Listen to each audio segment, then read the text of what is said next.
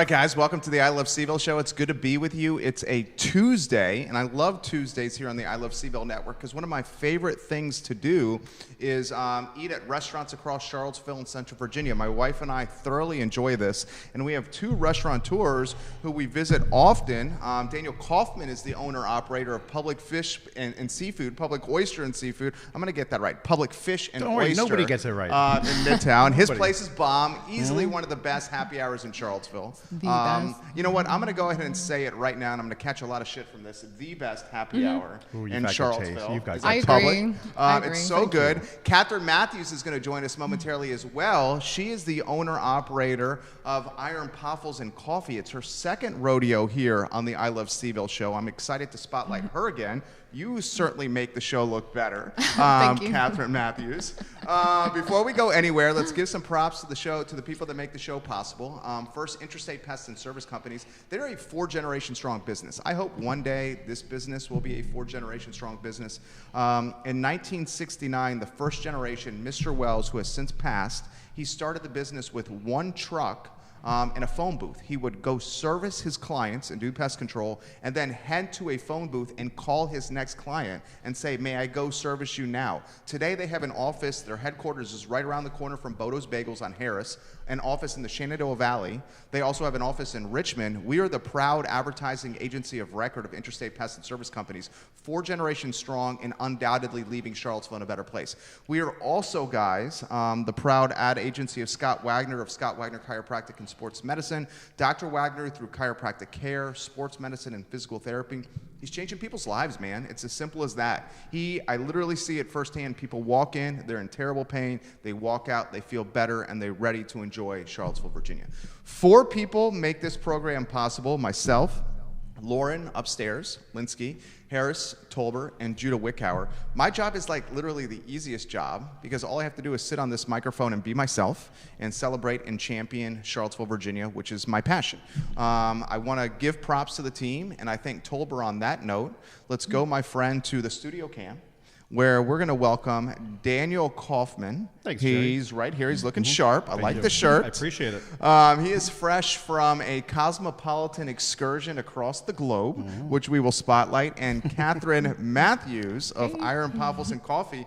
I'm going to get out of your way, Kathryn. Ladies first. Please. And I'm going to throw the question. Kathryn, tell everyone your passions, your hobbies, your interests, what you love about Charlottesville, what you're not doing when you're not at work 80 hours a week. So hiking, basically. I love hiking. I especially love it in the wintertime because I have my dog and it's less crowded. I like going to breweries. I like going to wineries. I like eating. Me too. Yeah. Eating. I love Public Fish and Oyster, the happy hour. So good. It is and we love you. So thank you. It's so good. I like watching football, soccer. So does Daniel. We played each other this last week. We played each other. Wait, what are your teams? West Ham United. And Manchester United. Okay. Yeah. We were I love it. One common theme that you're going to see is the 3 of us on set love good food, love good drink, and love Charlottesville, Virginia. Question for you, sir. 2 young kids, I believe, just back from an excursion across the globe. What does Daniel Kaufman like to do from a passions, hobbies, and interest standpoint? Well, I mean, I have a love for food and wine, which obviously is what sort of parlayed into me owning a restaurant. But Charlottesville's got a great food scene, and I mean, there's so many things I love about this city. I really do, and I've been here for 18 years now, and I've never lived anywhere longer. I don't think there's anywhere else I want to live anytime soon. Great food and beverage scene, good people in the scene. Outside of that, I like to garden. That's like a thing for me now. I'm finding it very zen. Scuba diving, I got really into a couple years ago. Anytime I can dive, I'm trying to do that. Travel is my absolute favorite thing in the world to do. But I love coming home to Charlottesville. Amazing city. It's an interesting evolution, and we call this the birth story. I'm going to follow up on him and then throw it to you. The birth story is essentially the flip book of your business. I'm going to ask you to give us kind of like the start to finish. I know yours well because you've come on the show, but I would love the audience to hear it again. I was having a conversation with my good buddy Curtis the other day, and Curtis Shaver, the owner-operator of Peloton, executive chef at Hamilton's, he remembers when you were the wine rep. And he's like, Daniel used to be the wine rep. He didn't buy much from me. Maybe I wasn't a good wine rep. And now you're a restaurateur of what I would say is the go-to seafood spot in Charlottesville. Fresh oysters, great happy hour, Thank you. we say. Thank you very much. Put the birth story and evolution in perspective.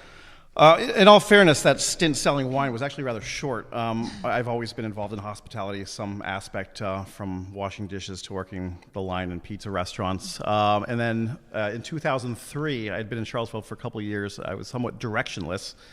I ended up at Farmington. I worked at Farmington, and I, to be honest, I hated it for the first couple of years. I really did. Bartending, but I don't know, somebody saw something in me while I was there, and when they should have probably been firing me, somebody promoted me, and I got involved in management in their casual restaurant, the grill there, and I found I was pretty good at it, and I enjoyed it, and I enjoyed the aspect of hospitality and making people feel good, and being around food. You know, the food, the like for food really started right around then, and then I was promoted to the terrace room manager, which was a fine dining restaurant, which is where my love of wine started. I was told by my boss at the time, you need to learn more about wine. So I took the intro class to the quartermaster sommeliers, knowing so little about wine, I failed it the first time.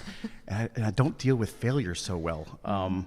So I spent the next year learning everything I could about wine, and I went back, I passed it. I passed the certified course a year later. That's awesome. And somewhere along the line, I decided I want to own my own restaurant. I was sort of positioning myself for that. It's not a happy story how I ended up with the finances to do so. My mother passed away, and she had a very modest house, the house that I grew up in. And we sold that house, and there was very little money from the sale of it. We did it somewhat hastily, but I was able to parlay that into the business, and 5 years later, we're doing great, and You're crushing it. Well, I appreciate that, and I've got good staff to thank. I got a great customer base to thank. We got great people who come see us. I really enjoy them. But I love going to work every day. I really do. And sometimes it's long hours. It's not like it was when we first opened. I'm not working 80 hours a week anymore. But things have stabilized, and it's a happy lifestyle I have now. I'm able to see my kids. I'm able to see my family. I really enjoy it.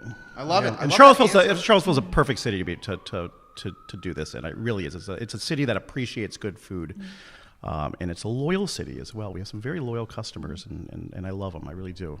I love that answer. Sizzle reel that answer. And we're going to get back to Daniel on that. I remember when it was one meatball place. Yeah. In fact, this business, V&V Brands, created the name One Meatball Place. Richard and Meg Zagan. Yeah. Richard and Meg Real Zagan. nice people. Yeah. The name, the website, the branding, and managed it for a year. We'll talk about that. And Sure. then they skedaddled despite doing very well in a first year for a restaurant. I want to talk about that in a little bit here. I can add to that as well. There's a good story there. It's a very good story there. I've got a lot to add on that front. We're going to talk about that. You already are getting a lot of props. Cool. Thank you. Sarah Lou? Sarah Lou. She's my friend she lives near Grimsby. She says hello from the UK. Kathryn, you need to come home to Grimsby and open an iron Paffles shop over here. Oh, wow. I think I would end up being your best customer. Kathryn, I am so proud of you for how hard you have worked to make your dreams come true. You look fantastic. Thank you. You're also getting some props from John Paul Simpson. Oh, and he says, I agree, Kathryn is the best. She went to the same school as me in the UK, and she helped me settle in. Nothing but luck and love to you, Kathryn. Oh, thank you, John. There's a lot more. We will get to them. You're very popular. I'm going to get out of your way. Let me throw this to you. The evolution of Iron Paffles 2-year anniversary. I'm so impressed. Thank you. Oh, my gosh. It's gone so quickly. So, yeah. I mean, I've told the story before, but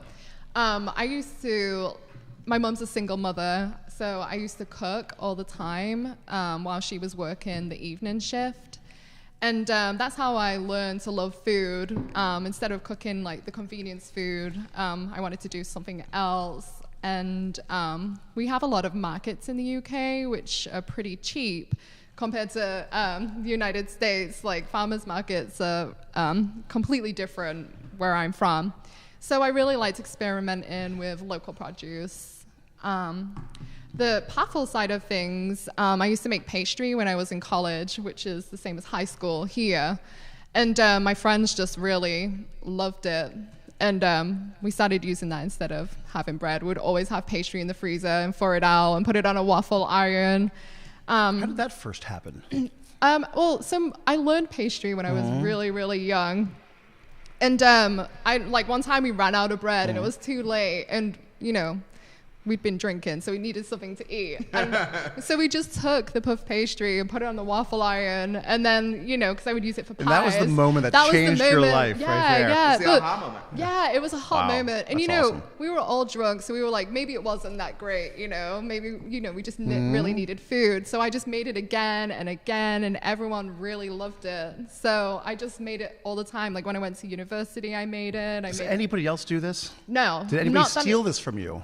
I've seen variations since, especially in Virginia. There's different places that... Does that piss you off?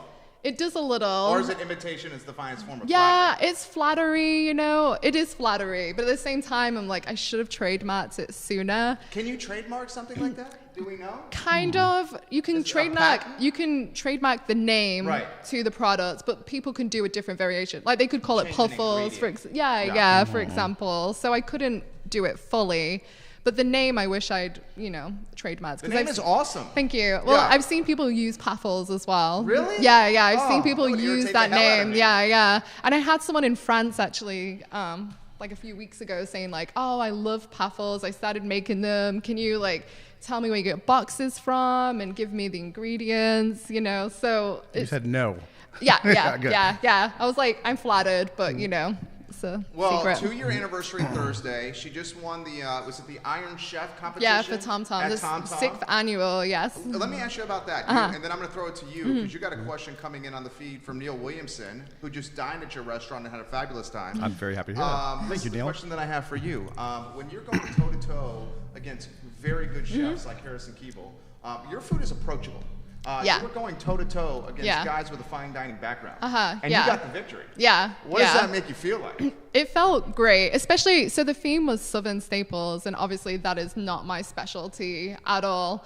So I felt really intimidated, and also, I haven't had time to go to the market. That's always our busiest time. We have lines out the door, and I was really, anxious to leave just to go for the competition.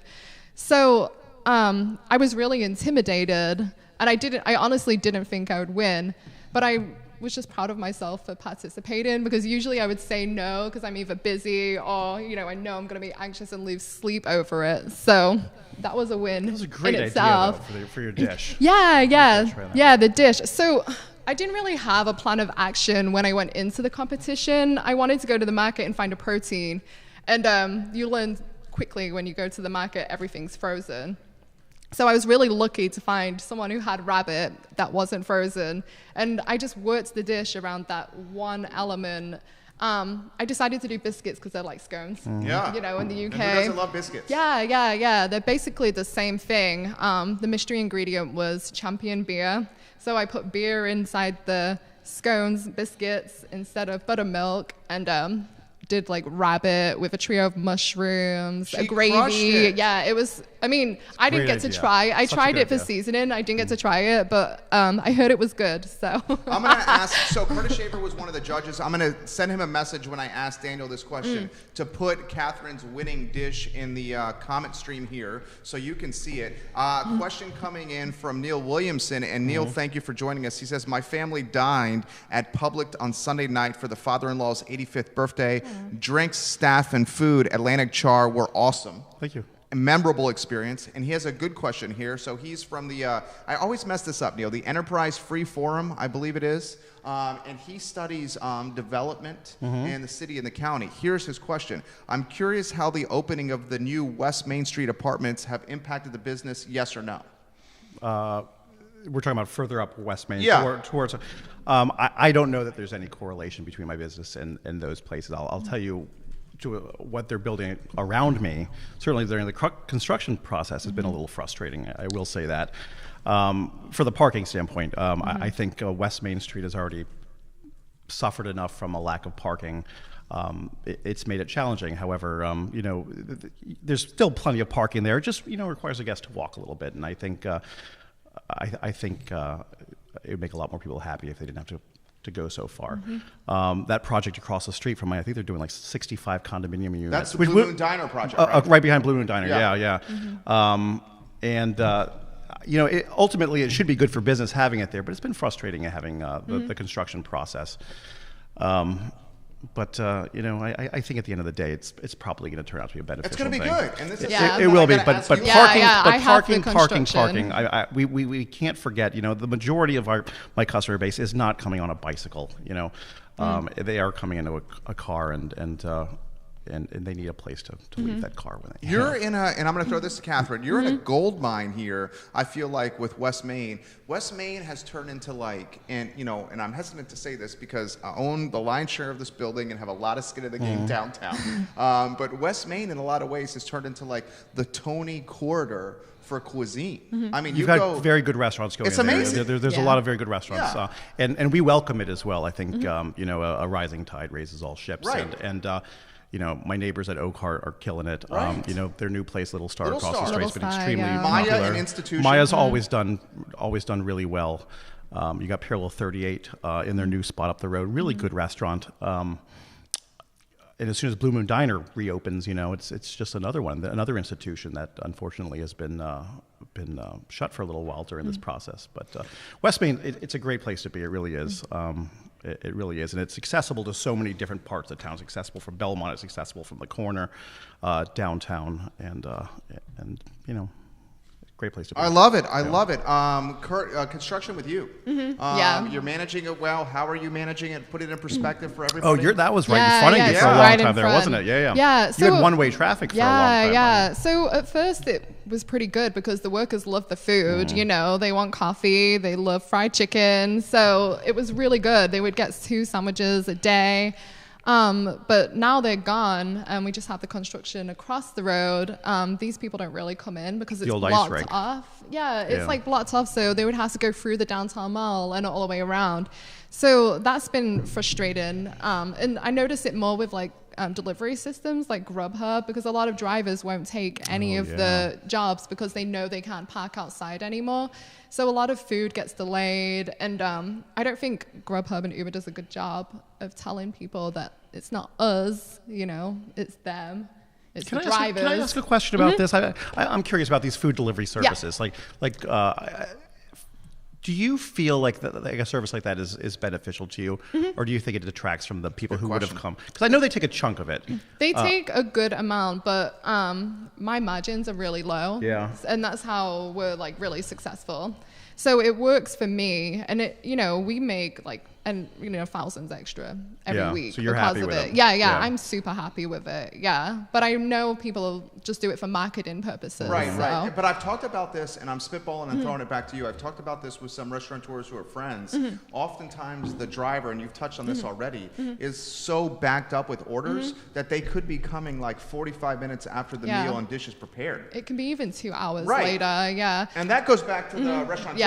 Yeah, and it affects our reviews, so, which ultimately means people aren't going to be ordering. You're definitely looking at a quality issue if there's a delay that has nothing to do with what you're doing. Exactly, exactly. And a lot of the drivers, because there's 3 systems, there's DoorDash now, and then Uber Eats and Grubhub, a lot of them pick up on all of them, and then they'll get 3 different orders from different deliveries, and you'll see them because we can track them on the tablet, and you'll see them just randomly go to the other side of town for no reason when they were near our restaurant, and you're like, where are they going, and that's what's causing the major delays. We're not involved in anything. We don't like to do a lot of takeout food. Yeah. There's nothing worse than a takeout order. Seafood. It's not, that's never going to end well. It doesn't, but we're also a very small kitchen, and we stay pretty busy during service, and nothing pisses a kitchen off more than a big takeout order coming in the middle of dinner service. But there's another service. I don't use a lot of these, but there's another service in town which isn't necessarily directly involved with the restaurants, but they run errands. So I'll get this company showing up from time to time saying, hey, I need this order.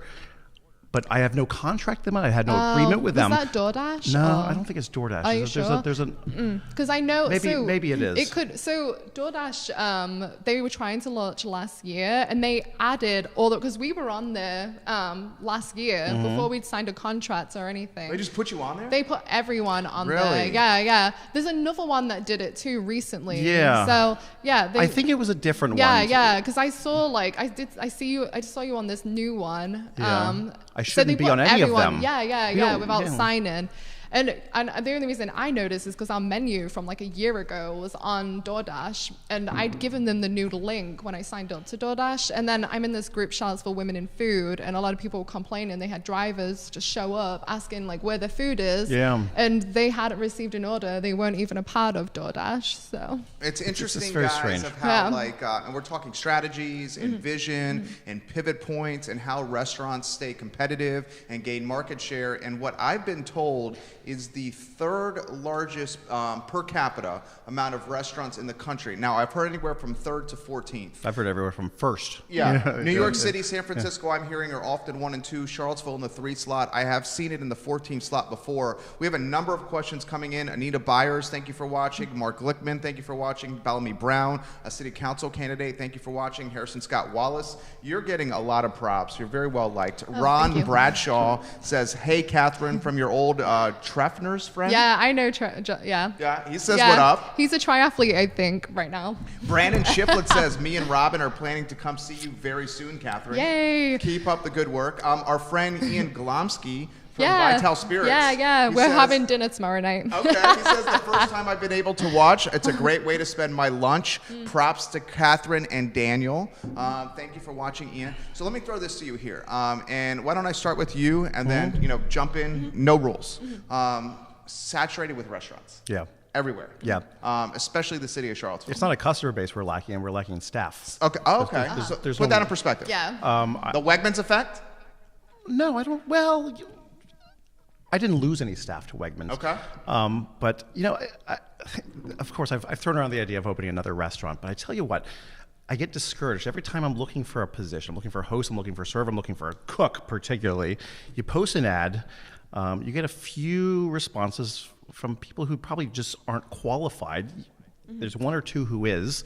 You set up an interview, they never show up. Yeah. Sometimes they do show up, and you hire them. They don't show up on day one. Yeah, that happens all the time. And it's really discouraging when you think about opening a new restaurant, having to fill an entire restaurant full of staff right now, when it's very difficult to find people who are, to fill one position here or there. I think that's our biggest problem right now. And there might be plenty of cooks out there, but there's not a lot of good cooks out there who are available. Reliable. Is it harder to find front of the house or back of the house staff? Because more training? Maybe that has something to do with it. But, I think there's no question that front of house staff are generally, because we're in this tipping culture, usually, I think, do better. I think it's more of a lucrative, particularly in my restaurant at least, and you want to pay the back of house a lot more. You wish there was more balance, but it's to a certain extent, it's out of your hands. We have a budget and we stay within that budget, but it's a different world front of house and back of house. It really is. Yeah. And I think people, it's hard work in the back of house. Yeah. And sometimes it's really unforgiving, and sometimes it's without thank. Right. But we have a great back of house staff right now, and I have a great chef. Our chef is amazing, and he works his butt off, and he cares, and that's priceless. It's really priceless. You can't buy that. And I'm really lucky to have him. I hope you're listening, Greg, because I mean it. Jump in here. Your thoughts on the conversation. Yeah, no. I mean, I have a different scenario because we do a mixture of everything. So, and the job, I mean, it can be grueling at times, especially on the weekend, but it's pretty easy and it's pretty laid back. You're doing all positions as well, right? Yeah, that's what everyone does. So you do everything. You do the counter, you do coffee, back of house, you get to keep all your tips. So a lot of my staff make with tips like $20 an hour, which is pretty good for what you're doing. Yeah. So I mean, I can't understand why it's so difficult for people to stay. Maybe I hire a lot of UVA students, and a lot of people just want to work during the summers or term time. That being said, my staff, they're really great right now. But I'm always like on edge because I know something will happen and I could lose all of them, you know, suddenly, and I'm going to be looking for more staff again. So Well, we got somebody who wants to know if there's going to be an Iron Paffles cookbook. Oh, I would love to do that. I mean, I haven't considered it before, but I mean, I love that. I would. Yeah, I definitely would love to do that. Like, that's a chef's dream, having a cookbook, you know? Right. Yeah. Nancy Spangler, Daniel has an excellent, well-trained Nancy. staff. Yeah. Always a pleasure to eat at Public Fish and Oyster. Thank you, Nancy. Kevin Kellum, love Public Fish and Oyster, especially for introducing me to the Katama Bays. Yeah. It's great oyster from Martha's Vineyard. Daniel, you graciously offered my friend Bill and I a free dozen oysters because we were taking the table at the window that had a reservation. That's been about a year or more ago, and we've been in many times since. We never forget what you offered us. We're coming back soon. That's We're nice going to to say. Thank celebrate you. the national championship at Public Fish and Oyster. I haven't heard of Kathryn's restaurant, but it looks amazing, and I'm going to come by and drop it as well. That's from Kevin. Thank you. Guys, if you can like and share the feed, that would mean the world to us. I'm going to throw this to you. Because didn't you dabble with a Public West at one time? Yeah. Tell us about that. That was the second restaurant. Yeah, and going back to what I was saying earlier about staffing, that was, you know, that restaurant always did okay. Okay. It always did all right. But what we had difficulty with was consistency. Staffing at that restaurant was even more challenging than the Charlottesville one because we're dealing with a smaller community as well. And the restaurant always made money. It always made a little bit, but it never made enough to warrant the sleep that I lost over it because I never knew who was going to show up for work the next day. There was never that circle of trust I had with the staff that I have now. It didn't discourage me from doing a second restaurant, but I think if I did a second restaurant, I want it to be a little more accessible to me as well. I didn't live in Crozet. I lived north. I lived in Forest Lakes at the time. I'm in Earlysville now, so it was even further away. But I would open another restaurant if I could touch it every day, and that one was a little tougher to do.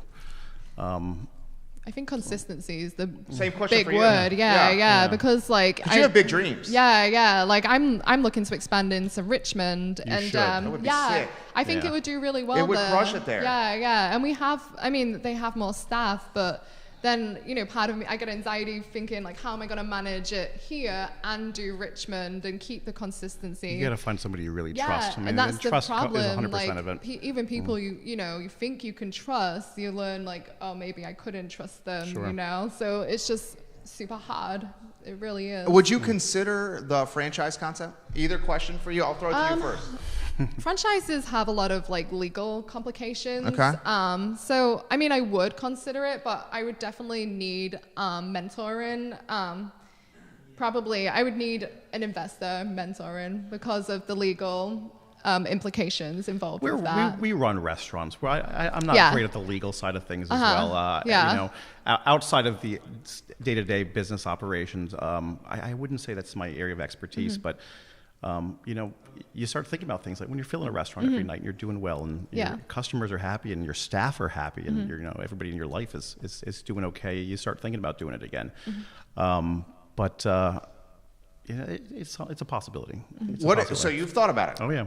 Okay, because I think both of the concepts would work extremely well. I mean, she's built. You've created a brand new category. And like I think it's so freaking novel. I admire your like entrepreneurial hustle. I mean, to create a category is amazing. Yeah. That doesn't happen every day. No. Right. And it's stuck. It's stuck. I know. I mean, I'm 2 years into a restaurant and I invented food. Yeah. I mean, talk to me about that. I mean, that's amazing. It was. I mean, there's a lot of risk involved. Sure. You know, and I knew the food was good, but you just don't know how people are going to perceive it. You never know. People have been eating my food for 2,000 years. They've been eating your food For for 2 2 years. years. On Thursday. 2 years. Yeah, I know. It's crazy when you think about that. And we get people from out of town coming to try it, which I love, and they tell me like every week you should open this in Iowa or New York, you know. So I start with Iowa. Yeah, definitely Iowa. Iowa. That one was a good Forget one. New York, Scott Elworth is watching in Virginia Beach. Charlene Mumford, Andy Thacker, thank you for joining us. John Craig of CVille Hop on Tours just shared the show. Thank you, Ray Cadell, for sharing the show. That was a great idea, by the way, the Hop on Tours. They were on yesterday. Were they? I didn't see that. And they crushed it. Every time I see that truck go by, that van go by, I'm like, you are so smart. Tim Ryan know in them, but- Crozet wants to know why Richmond for your next location. I think Richmond is it's an upcoming area. It has a lot of potential.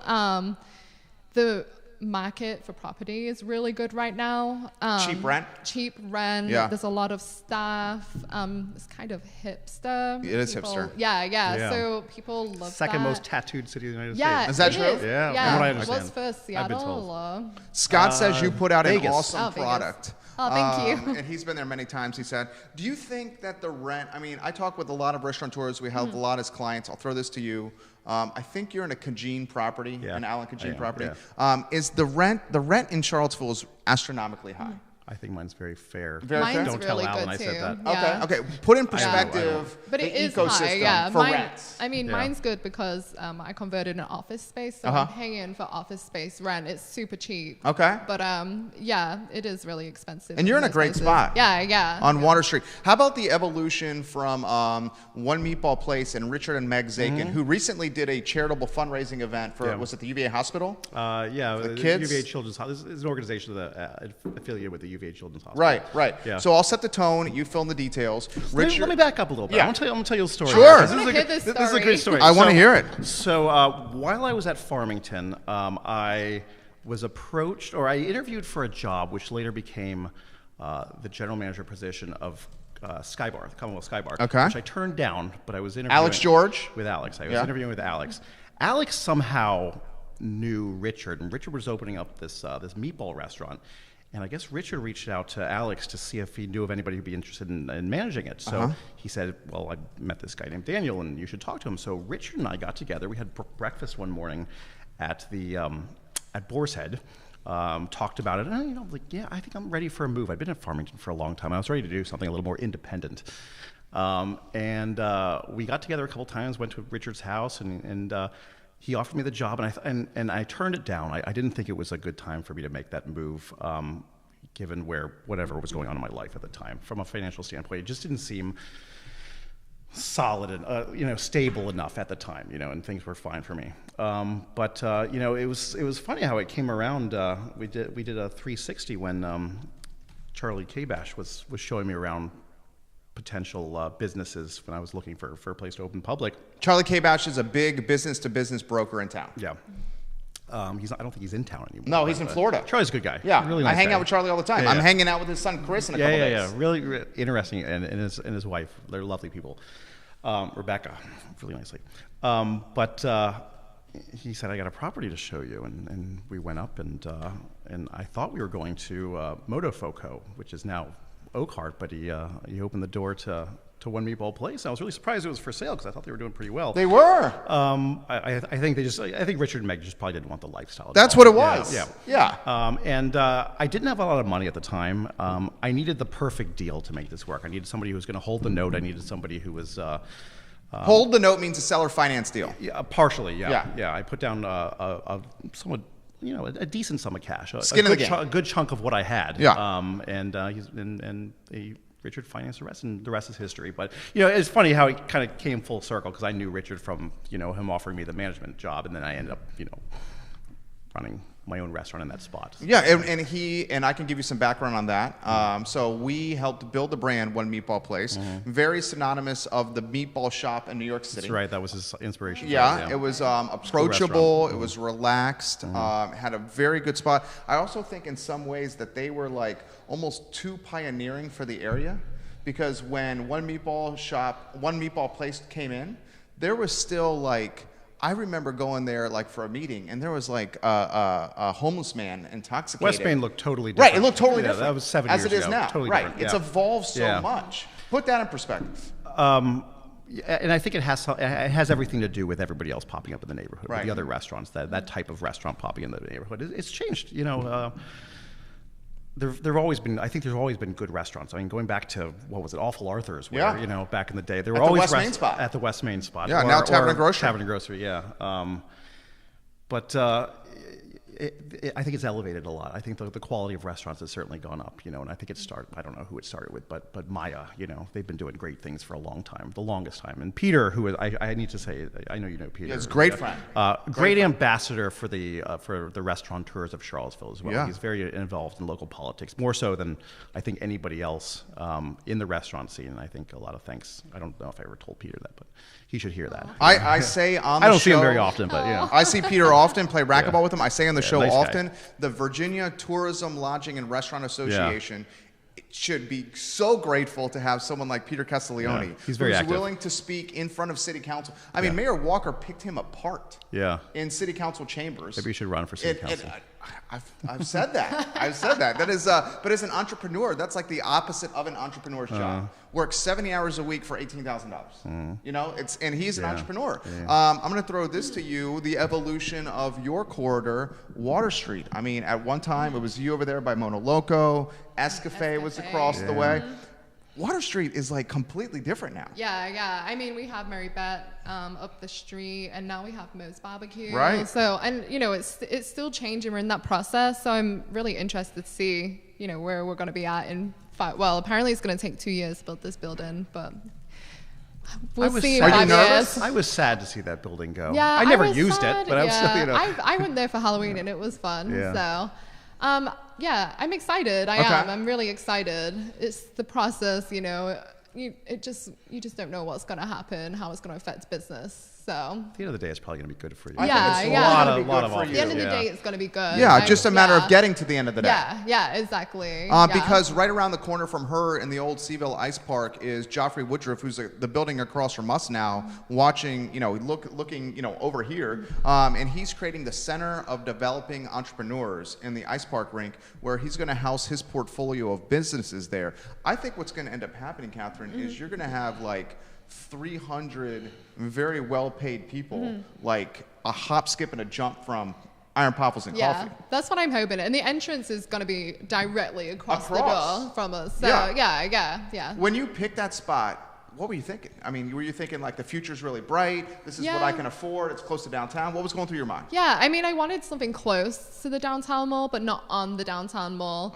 I think downtown mall dine-in is more for, it's like finer dine-in. I wanted something that was going to be for everyone. And the product's unique. It's a little hip. So I thought maybe off the mall would be like a hip area to be. I wasn't aware of the construction that was going to be happening, but I wasn't upset when I heard about Sometimes just off the mall from history can be the not a great thing, because the traffic is so is so directed to the mall. But it seems like there's some places that are doing really well. Well, just off the mall got our rent per square feet. Oh yeah, it's really good. Right? Yeah, and then we get the traffic. We get people walking past for the market as well. So there's a lot of exposure there. So, I mean, it definitely has downfalls for sure. How would you characterize your food? Approachable? Is that the first one? Yeah, I would say it's approachable. I think a lot of people come in not knowing what to expect, but the decor and everything is approachable. Yeah. So a lot of people come in and they ask and they want to try it. So awesome. How would you characterize your cuisine? It's not fine dining. No, I never use the term fine dining. I don't think it is. I think anybody who walks in the restaurants could be just as comfortable in a tuxedo as they would, I almost said Speedos, but that's probably overdoing it. But in shorts and a t-shirt. I think it's fresh, well sourced, well put together, non-fussy food. You're putting me on the spot for this. What is I'm sure I could write something way more elegant. I think I would characterize your food this way, and I've been to your restaurant many times. I would characterize it as approachable, fresh. Yes. Phenomenal service. Thank you. I would characterize the menu as well-rounded and robust. Yeah. There are other seafood restaurants in town, and I'm not going to name their names, do not have the freshness or fairness in prices that yours does. Yeah, and I really, and I mean this with complete sincerity, is I want to offer real value as well. But I don't want to cheapen the experience either. Seafood is expensive. Seafood, it's the swings. You wouldn't believe the swings. I mean, lobster alone. Oh, yeah. 1 week we're paying $8.50 a pound for lobster. The next week we're paying $14 a pound for lobster. And how do you? That's why it says market rate on your special Yeah, board, right? yeah. Well, that's why we do lobster rolls only during happy hour. Our lobster rolls are amazing, but you got almost a full lobster on there. So at the end of the day, you could have $21 worth of lobster on this bun right there. And people ask, well, why are you charging $26 for a sandwich? I'm like, well, there's a whole lobster on it. I think it's a good deal. Thank you. Yeah, and they're awesome. They're so good. They're so good. They are But we only offer them during happy hour because to a certain extent it's a loss leader for us. But we don't want to skimp on the quality that we're offering. We're never going to buy the cheapest product, and at the end of the day, it's not going to be the cheapest restaurant in town. But we really do try to offer value on everything that we do. How do you follow the price? I mean, it's a commodity. It's like a commodities game. How do you follow the pricing and track the pricing? Well, first of all, you have a good chef, a chef who's responsible and is keeping an eye on things like that. Okay. Secondly, a lot of times what I'll do is a little game we play, and it's only meant to keep us informed. I'll pull out an invoice from one of our suppliers. Profish, Seafood West Maine. We love working with Chris Arsenault at Seafood West Maine. We use some other companies as well.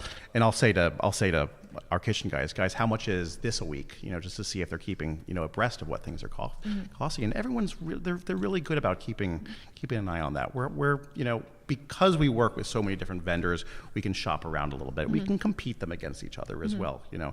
I'd love to buy all from the local guy, but sometimes it doesn't make sense. But we certainly buy as much as possible from our neighbors and our friends.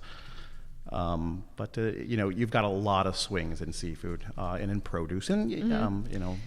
Jump in here. What do you think? Yeah, the dairy is the same. Yeah. Dairy market is not doing so hot right now. So I got a question for you, and we have a lot of people that are relaying comments. We will get to those comments here very shortly. I'm going to aggregate the comments while she gives us this answer, and this is a tough one. I'm going to throw this one to you here. I think millennials, and we're all relatively the same age. I think we're all in the millennial category. Millennials, Gen Xers, and you're not a millennial? I am. I'm a millennial. I'm a millennial. So right 79. No, Yeah. I'm that new weird one they're talking about now. How old is that? What's Gen Z? I'm a millennial. You're a millennial. I'm millennial. Yeah. You're not Gen Y or Gen X. No. I'm in that weird You're Y Gen thing. X, right? No. X was before me. Okay. No, I'm Gen Y, but they keep. I there's thought, this new one they're I thought talking Gen about Y now. was before us, before millennials. Do we need to Google this? Yeah, should, well, maybe. Should Get our look Google up, on. Judah, will you look up millennials, Gen Yers, and Gen Xers, and I let us know the order? There is no way I'm a millennial. Okay, well, Absolutely no let me way. throw this to you. The customer base with the most, the customer base that's probably patronizing restaurants the most today are millennials. Yeah. Do you agree with that? Well, my restaurant, yeah. But I don't know for you. No, not for me. Okay. Not Well, for then me. here, let me Not throw for me. this, and then we'll get into the nitty gritty. Dude, this is a tough question, and you might not like this question. Do we think, as a millennial, I am more about the paper napkin than the white tablecloth napkin? Do we think fine dining is dying? I'll tackle this question because I just did a panel for Tom Tom where we were helping Darden judging a panel, and actually the subject was millennials and dining, and the consensus is that millennials need, because they're like the millennial burn. I don't know if you've heard of that. Everyone's taking extra jobs. They're exhausted. People want to eat healthy, local foods, but they don't have time to do it. So a lot of millennials want to eat something that they can get fast, that's got to be good, and it's got to be convenient. So I think they prefer the fast convenient, but then also, there's room for something more, tablecloths and fine dining for special occasions when people have time. What do you think? I think fine dining will never die. No. I believe that, and especially in this day and age where we're in the time of celebrity chefs, and still a lot of these celebrity chefs still have their flagship. They're still white tablecloth restaurants. I enjoy them from time to time. Do you have time for that? Like, it's the whole thing, and I'm going to throw it this way. Because our lives are so busy. Because we're Yeah. we're constantly multitasking. Yeah. When I travel, we try to have a decent meal. And I don't. No, let me rephrase. A decent meal. That's the wrong term. A more elegant experience from time to time. Sophisticated experience. Yes. But then again, ask Brian here at Fleury. He's probably got the the quintessential. I think he's doing great over there. Yeah. And he opened a third restaurant. Oh yeah, with Serge. Yeah, the bakery. Yeah. So I mean, he's got to be doing well. Mm-hmm. I mean, Fleury, you're going to go in, and I love Brian Hellberg. He's a client of our business. I mean, Brian's a Fleury good guy. Is you're going to go in there, and you're going to have undoubtedly one of the best servicing and dining experiences in Charlottesville. You're going to try food that you cannot make at home. It's awesome. And you're going to probably spend $300. Yeah. Is that fair? Yeah. Well, I think you can do it for a lot less, Yeah. but some of us like to live a little more. So I think because of the ubiquitous nature of these, and we've talked about this, everyone is multitasking, and the ubiquitous nature of these has made our time more valuable than ever. And I'm going to throw this to you. You look at the game of golf, and the game of golf is dying because people are like, I don't have 5 hours on a Saturday to go hit a ball. Yeah, you who has time to do a Yeah. 10-course tasting menu? But Right. I think if the drive is there, you're going to find the time. If you have that really strong appreciation for Your food. thoughts. Yeah, Your thoughts. I think it's not just about convenience, but it's also about money. Like Yeah. inflation is really high right now, and the reason why millennials are picking up second jobs is because they can't afford. Especially in Charlottesville. In Charlottesville, people can't afford the cost of living. They can't afford to eat out. Like, I think the price has a lot to do with why people aren't eating fine dining as much as they did before. And even when they do fine dine now, I think fine dining can look very different as well. And I think Alley Light's a good example of that. You know, they're doing really cool things over there. They're not doing the white tablecloth. No. It's a totally different vibe. Yeah. It's over more there, approachable fine dining. Yeah. It's more Is approachable that fine dining. though? I don't know. I think it is. You think it is? It's certainly craft I say it cocktails. is. For me, that's like fine dining. Yeah? Yeah. I mean, I think the the concept. menu reads like it. Yeah, but, yeah. I don't know. I wonder what they would say. I think the concept, like you said, the concept of fine dining is changing. Like the white tablecloths, the waiter coming and wiping down, having a maitre d'. That kind of concept is being lost in today's society. Like it's there, but I don't think it's dominant right now. I don't think it's not in in Charlottesville either. Yeah, and a lot of people you'll see, like younger people you'll see eat there, uncomfortable by that style of dining because millennials are all about equality and being on the same page. Yeah. That kind of service is like the waiters below someone else. But well, with that being said, we did just add a restaurant. Prime's opened, and they're definitely white tablecloth, and they have a sommelier, and it's very old school in their service. I would. What do you think the future is for Prime 109? Oh, I don't know enough about it. I mean, And Mitchell the Beerens building's is watching right now. We love you, Mitchell Beerens. What's up, Mitchell? Yeah, Mitchell is watching right now. We love you, guy. Mitchell. I don't know enough about it. I mean, the build out of that building. Have you been there? Oh yeah, a couple times. Yeah, a couple times. And it was great. Hundreds of thousands of dollars. Yeah, I have no idea what they Bank of put into America that, building. but it's absolutely gorgeous. I haven't been, no, but I think the Lampo is doing a really great job. Lampo, I love that. Totally different style millennials- restaurants. Same, but that's what I mean. For like millennials, I mean, I think the clientele for Prime's a little Would different. you feel guilty dropping $250? Yeah, on I a do. meal? I do. But yeah. Lampo, you go in and you could drop. I go 80. there like several times, a week. right. Yeah. So is that what it is for you? It's the guilt? Yeah, a lot of guilt. Yeah, Yeah? it's a lot of money. I would do it for special occasions, and a lot of people. I never feel have guilty when their I spend a lot of money on parents. food if the meal's really good. You never feel Yeah, guilty? I but usually you feel really probably good have about the it. income. No, not if it was good. I mean, You if it's probably bad, have the yeah. income to do that, right? If I did, No, I'm I probably wouldn't gonna have say to that. cut back on groceries for a week or something. I always, I've always really loved food, and to me, a good meal, as long as the meal is good, it can be very well worth, spending decent money on it, whether or not you have it or you don't. I never wanted to skimp on a good meal, even when I wasn't making good money. Okay. Let's give some props to the people that are watching, and then I'm gonna throw this to you guys. The phone is blowing up. You guys have a lot of people watching right now. First, Kit Ashley is watching from Monsoon. We love her. I love her. Love you, Love chef. Monsoon. Love you, Kit. I love your restaurant. Love your Thai food. Yona Smith, thank you for watching. She Jason. beat my chef in the And Chef the Dual Showdown. Chef Showdown. Yeah. Yeah. By one vote.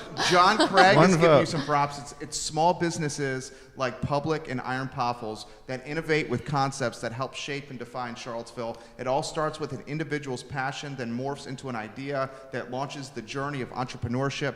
Great to hear Daniel's story. It's great. You need a community that'll support Great it, to though. And hear Charlottesville's a Kathryn's story. great community to do this in. Patty Bowden says Patty's from great, Animal Connection. great she's right lady, there. great woman, Yeah. Patty. Yeah. Hi, She Patty. She says, I love public fish and oyster. Daniel We love Kaufman's her. vision for the finest seafood in CVille.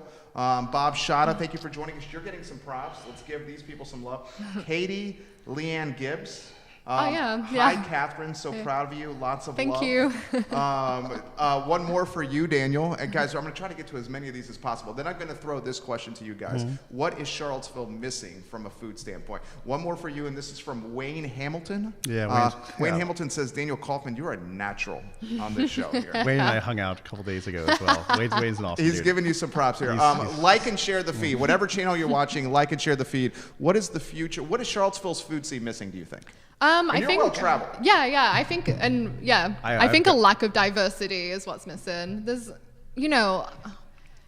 I've brought this up on the last show, like when you go to the downtown mall, it's definitely a certain demographic that is down there that's eating, and I think it would be really great to bring more people together, have some options for different demographics. Well, you were much more pointed the last time. You felt it was a little snooty and not diverse in its offerings to everybody.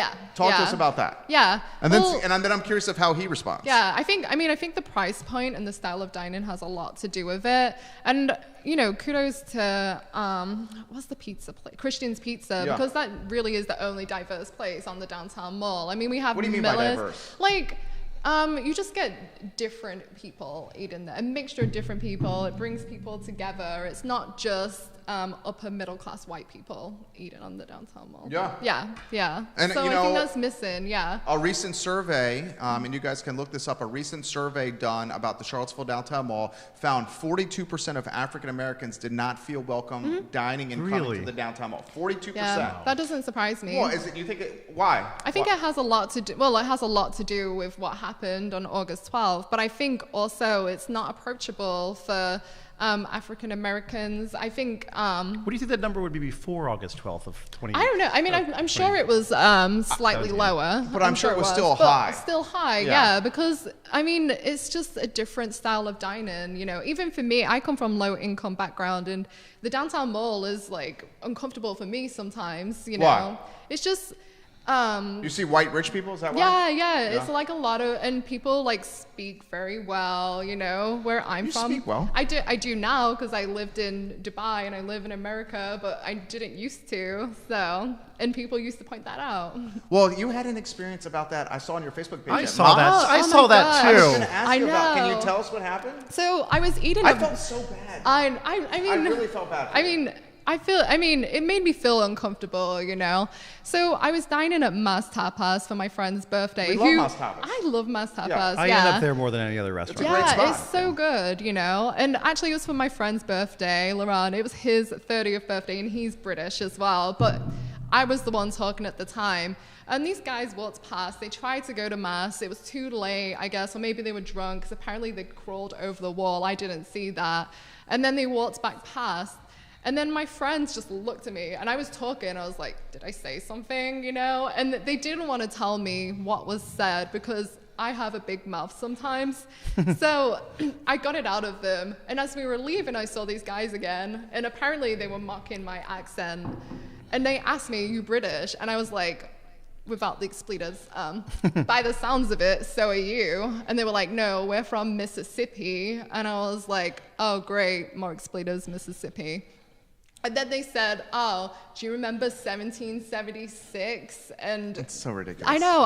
And a lot of people commented saying, like, you should say, do you remember the Civil War? And I was like, that was an opportunity missed, but, Anyway, they followed it with Cheerio and things like that. I guess there's still a lot of people still sensitive about what happened in 1776. I guess.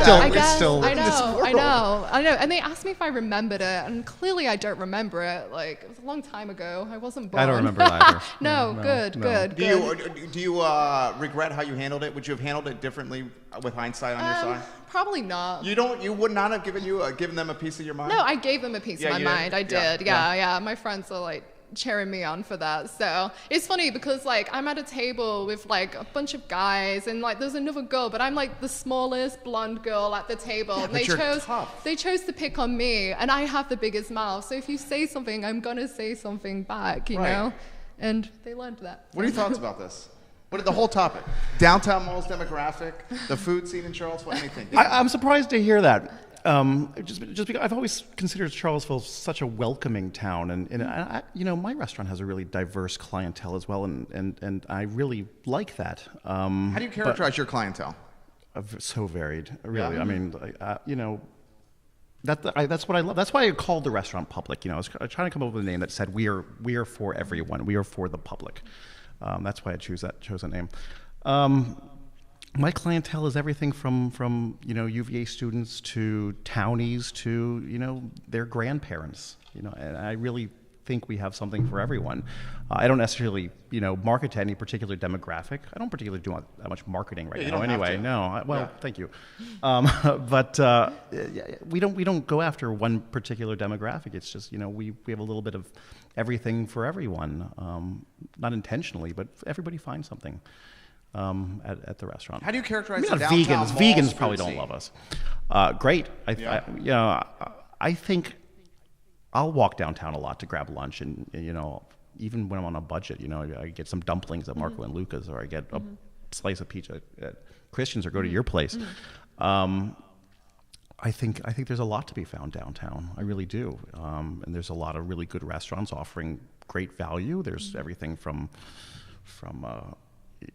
bargain lunches to corporate fine dining, as we discussed already. What are we missing? I don't know how you're going to feel about this one. There's one thing I always wanted to do. I always wanted Charlottesville to have like a really good British pub. Okay. Oh, I would love that. And we've never, we had sort of the Irish ones, and they tend to be a little more tailored towards the corner drinking crowds and things Yeah. like. But What's like the a British proper pub we have? We don't. We've got the Irish ones. You got the ones on the Irish. You got Trinity. Yeah. that's Irish. But they're not Yeah. really like Irish pubs, No. and they're all over the name, world. maybe. They're Yeah. just different here. What's a good British pub like? I mean, it has good food. It should Yeah. have big projector screens to show football. Often a fireplace. They're Fireplace. They're cozy. It shouldn't have a host stand. You should be able to come in and sit down and then go to the bar and order food as you need to order food. It should have British beer, obviously, but you can mix it up. And I think traditionally, in the past, my mother was English as well. My mother was never an American citizen, so I spent a lot of time in England growing up. And in fact, I was there a month ago. I love England, and I love the pub scene. And a lot of pubs are doing some really good food now. It's changed so much from the bland sort of nothing but fish and chips and Right. sausage and A lot mash of and things farm like to that. table. But there's some serious chefs in these kitchens now, and I'd love to see a scene like that in Charlottesville, where you can have a drink after work at a cozy environment. Not a lot of kids in there. You can have a bite to eat. You're sitting in soft, cozy seating. What do you think of throw this to both you guys. What do you think of the advent of kids being all over the breweries? I think it's fine. All over the what? because At the breweries. I mean, culturally in the UK, British people, like, your kids go to pubs, you know? I brought my so- kids to breweries before. I'd bring my Yeah, kids. so I was surprised that it was a problem. Like, some people find it a problem. Some people do find it a Yeah, problem. I'm only surprised when yeah. they can outdrink me. That's what really blows my mind. Yeah, right. It's making jokes over here. Where do you go when you're not at public to booze and eat? Oh man, I end up at Moss a lot. My wife and I end up at Moss more often than any other restaurant. But we live in the hinterlands of northern. I live in Earlysville. Okay. Oh, okay. So we have Timberwood North. from Timberwood. We end up at from time to time. We used to live in Forest Lakes. We go to Al Carbone a decent I bit. like Al Which is Carbone. awesome. It's It's so good, yeah. good. It's so good.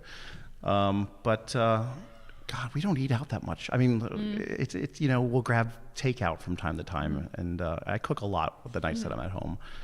But Oak Heart is great. Oak Heart is good. Oak Heart's really, Yeah, I really love good. I'm going to throw that question to you. Tanya Lampo Rice is awesome. gives you props. She says your Thanks, Tanya. accent is beautiful. Aw, thanks. Scott says CVille is missing a great homemade ice cream shop. Scott's in Virginia Beach right now. So where do you go? Well, You said that already, the breweries. I go to breweries. I live right next door to Champion, so I go there a lot, and I go to Lampo because I live right there. And Lampo, the way me and my husband eat, it's always, even with drinks, it's always under $30, so we can justify doing that often. Yeah, What do you yeah. guys eat? You share a So pizza? We share a pizza. Okay. We share some meats and cheeses Okay. and olives, and then we'll just have a beer or wine each. So. Nice. I gotta eat like that. Mine's always like with my wife and I. It's always like, I don't know, like $1, $1.10, $1.15. Now Where? We have, well, you know, we dropped some ducats at your place. Yeah, thank you. We have a 1-year-old. So congratulations, by the way. Thank you. 13 months. When we go out, you know, you remember what that was like. When you get a date night and you get to go out, you want to like. You want to take full advantage of it. Exactly. Yeah. You want to take full advantage of it. Yeah. So like, and I'm not trying to do this in a way of like, you know, talking about income or anything like that. It's just a matter of we don't go out that much. Sure. We have a kid. You want to make it special when you do. We want to make it special. Sure. So we go out. So we go to yours. You know, we'll go to a Zocalo, a Petit Pois, a Lampo. I mean, a Mas tapas. I mean, what is it about Mas? I mean, I like Mas because you can do it. Like, you can do it cheap if you wanted to as well. Like, you can just get like a few things from the start of the menu and a I've drink. never like had sangria. anything bad there. Yeah, I've never. I mean, exactly. everything is at least good. Sometimes it's great. Yeah, exactly. It's so consistent. So I like that you can do it, and you can go for something small, something big. Yeah. So I love it. We filled 75 minutes, and you guys have crushed it. This has been an easy interview to do. Leah Woody, thank you for joining us. Katie, Hi, Leah. Hartwell, thank you for joining us. Can I add one little thing? You can do I want to give props to my former chef Donnie Glass, who my current chef Greg was his sous chef at the time, who's opening a restaurant in Richmond very soon, within weeks now, called Grisette. He's opening it with Andy McClure. Where is it going to be? It's in Church Hill, I think. Oh, cool. I think you're right. Because there was an original location. I think they changed location, but I think they're still in Church Hill. And Andy just opened place over in Belmont, right? Bellevue. Yeah, I think Donnie helped with that as The well. old I think he Atasa consulted spot. with that. Yeah, that's right. Oh, I didn't know about that. Let me throw this to you here. You got me thinking here. Which of the restaurateurs in town do you admire and why? Oh, I mean, everyone knows I love Laura Fonner.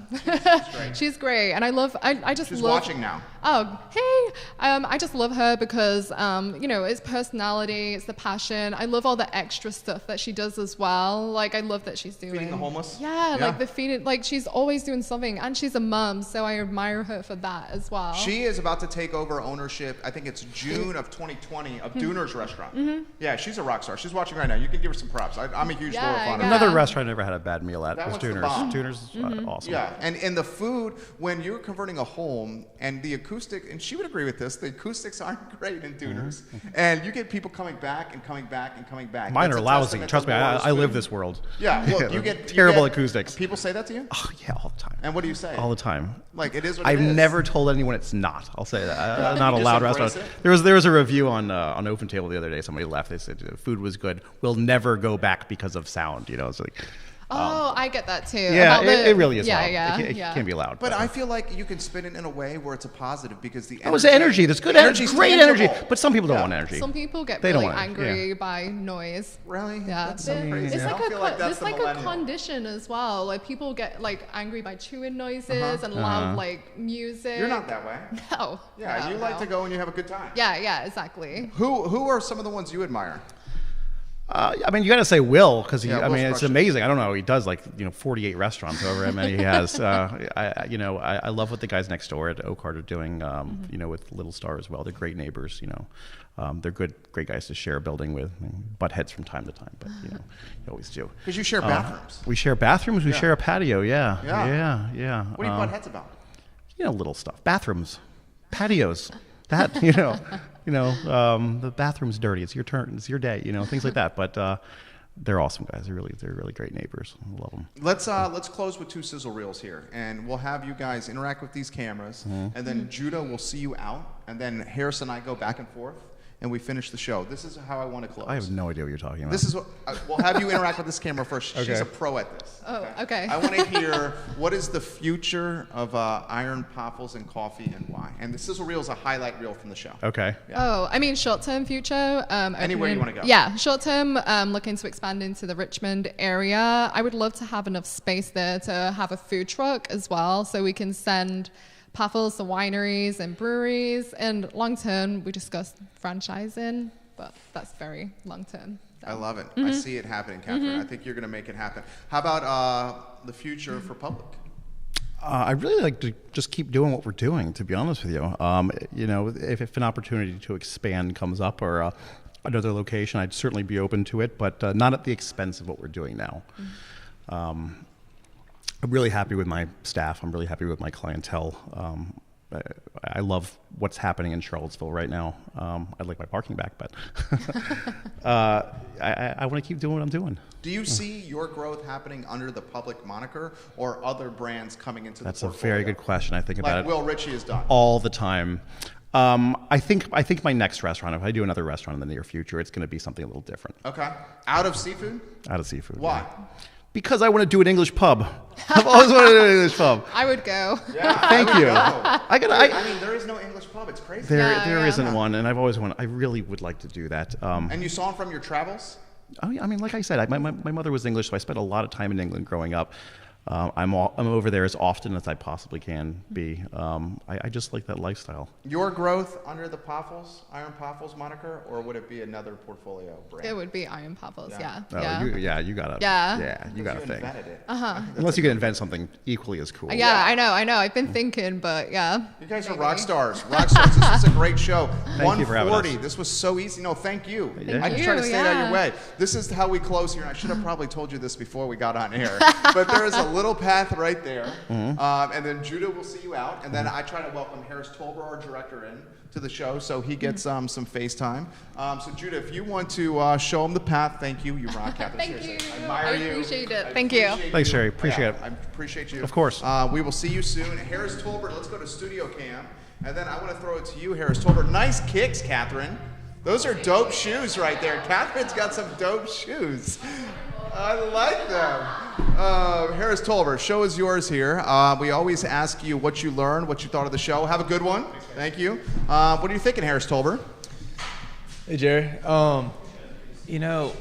One thing that I'm continually impressed by about the restaurateurs that we've had on our show is just how supportive of each other they are. Like, I mean, I think it's a testament to Charlottesville and entrepreneurship in Charlottesville. all of the business owners we have on are like, they give shout outs to each other. They're all like kind of friends. They all know each other on like a personal basis. They like look up to each other. We have people commenting constantly in the comments. It's just a testament to Charlottesville and the restaurant scene. I thought that was an interesting story that Kathryn was talking about in regards to those two guys who kind of verbally. We're giving her a hard time. We're giving her a hard time. I feel like that's kind of out of character for Charlottesville. I think that that happens anywhere. I think that there's going to be some kind of level of ignorance wherever you go, and I think she handled it well. Yeah, she's great. I feel like I think Kathryn is the type of lady that you can put her anywhere and she's a survival. She's like a survivor. And I think the tendency of being a survivor goes hand in hand with being an entrepreneur, because entrepreneurship is about survival.